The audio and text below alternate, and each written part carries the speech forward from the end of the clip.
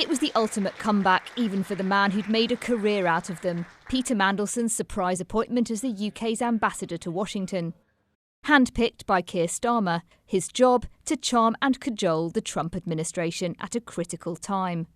He was known to have associated with Jeffrey Epstein in the distant past, although these photos of him, as never seen before, in a birthday book in which he called him his best pal, were deeply embarrassing.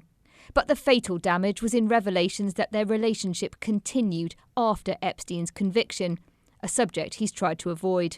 In June 2009, did you stay at the apartment in Manhattan of Jeffrey Epstein? I'm not answering any questions about him. He now admits he did stay in touch and regrets it. I regret very, very deeply indeed carrying on that association with him for far longer than I should have done.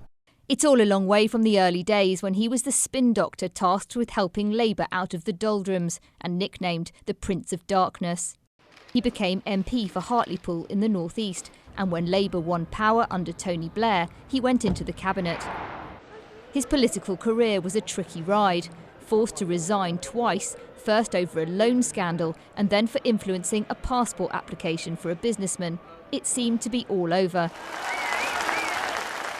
But after a spell as a trade commissioner in Europe, he made a shock return to the front line under Gordon Brown as his business secretary and fixer, Bringing this package of investment together.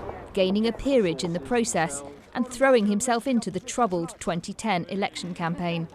It was around this time, emails show, he was in contact with Epstein. In my view, the only way forward for Mrs May is to continue the negotiation and put the best deal that she can find to a people's vote.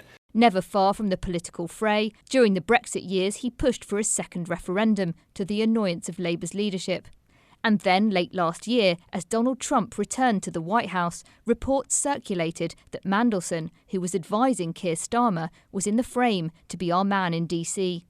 Just ahead of a historic second state visit by the president to London that he masterminded, what should have been the pinnacle of his career has come crashing down.